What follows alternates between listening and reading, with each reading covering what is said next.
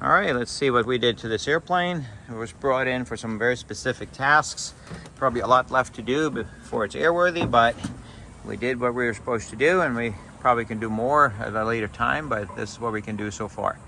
It wanted us to install a fuel transducer or sender unit, so we did, and it has been wired to a gauge. And if I turn power on and avionics, and then that goes up. So now it reads half. Now it takes about 4 gallons for it to start reading because of the way the airplane sits and the slant of the tank and so forth and so on. So you do have a 4-gallon reserve when you think you're empty, which I like. That was the best place to put it. And it is 12 inches long, so it does go to the bottom of the tank here, but because of the tilt of the tank, you got extra fuel, which is nice to have. So probably just kind of forget that you have it, and it's still there if you ever did. And that takes care of the fuel gauge. Let's see what else we did. All right, we did some work to the gearbox. We removed it, and we installed a new torsion damper. To do that, we had to do a few other things, which we're going to get to.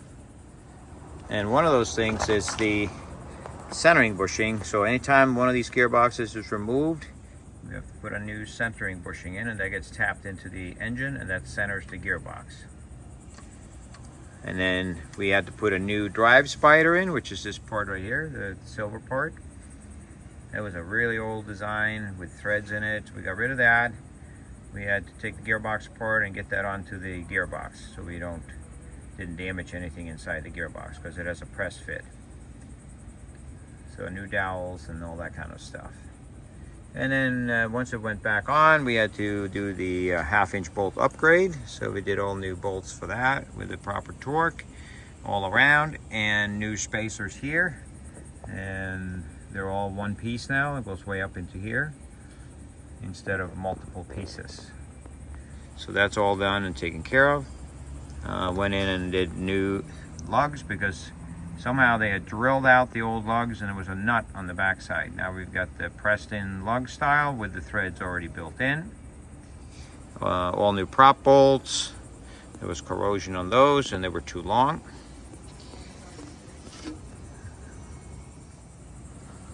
All right, installed a new mini header tank in the airplane. Added a drain to that and fitted in between the channel here. Also reinforced each side of the channel with new angles, and then finished the plumbing inside the airplane. Header tank mounted. Had to redo the wiring for the switches because of the smaller wires that are required to the lower amperage pumps. So we got that taken care of right here.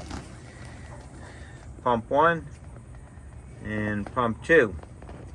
Also have the high pressure lines going individually with no breaks right through the firewall. And same with the other pump. We also have a filter from the tank, the header tank in the airplane, or the main tank actually, and then down to fill the header tank that we put in, the little sump tank with the pumps. Also another filter installed for the airplane from the wings, and the fuel line that comes from the existing fuel system, which we did not touch other than put a filter in. Right here, the facet pump there, and the facet pump there has its own switches and selector valve right here, and they feed the tank here. There are 2 hoses here. One feeds the tank and one is a vent for our sump tank. Added some wood plates in here to keep the tank from possibly hitting structure. Also added some split loom on certain areas on the structure so that we wouldn't have any rubbing against the tank. Then as the fuel system goes through the firewall, added several pieces there. We've got the 2 fuel lines coming out, high pressure, 220 psi fuel injection hose. We've got our check valve assembly right here, and the fuel pressure transducer right here, and the high pressure going to the engine, and we added another quick disconnect right here. We haven't done anything as far as a lot of things on the engine, but let's get to that in a second. All right, so what have we not done? Well, most of it. It's still an old airplane. I don't think it's ever flown. Someone built it. It's been through a bunch of hands, different EAA chapters, the way I understand it.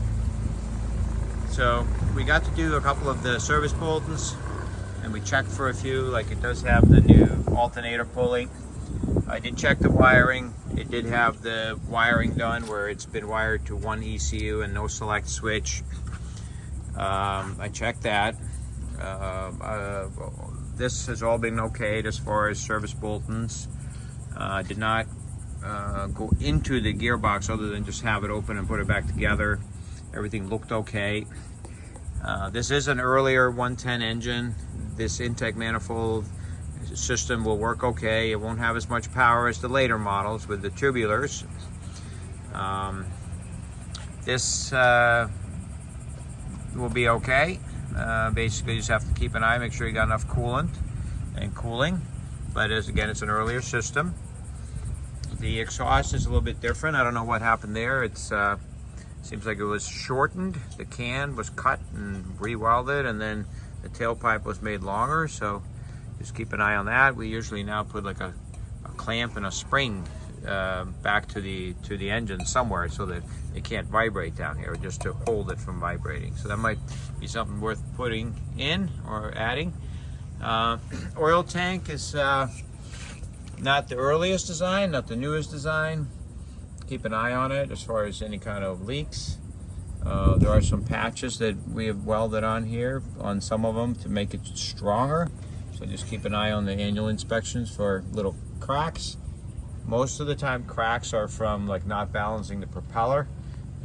Also, that's true with the engine mount. This is an early stainless steel engine mount. They work real good and they won't corrode, but you have to keep an eye on your inspections that there are no cracks. Stainless does crack easier than chromoly tubing. So it's just an inspection item.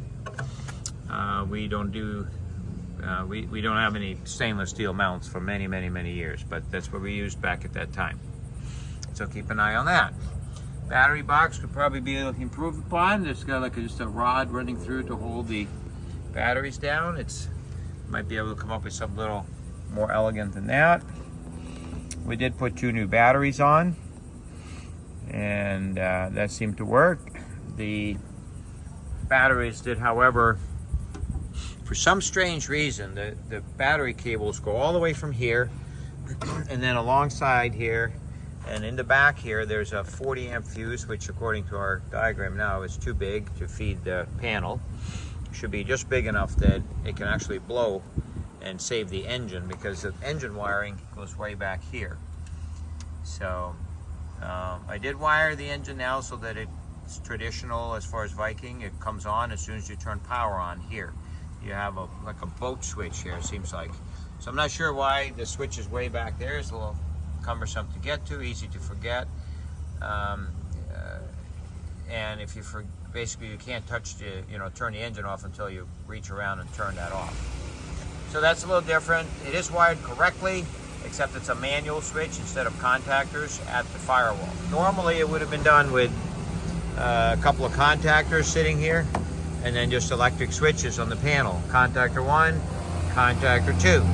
Instead, the batteries run all the way back there, and it's manual. So a little awkward, but that's how it was, and we weren't to get involved with that.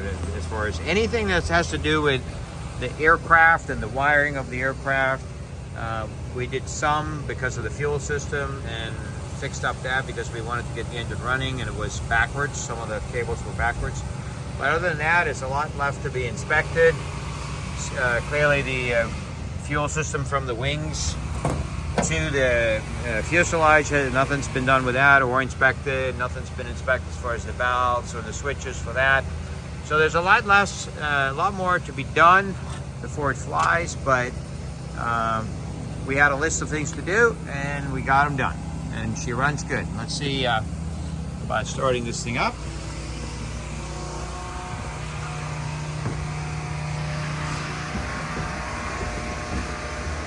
So we're gonna have to give it some power. That's both batteries.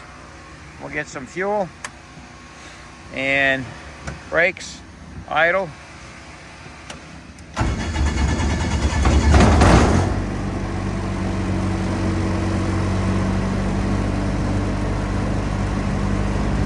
We have to cut the alternator to stop it and then cut the power.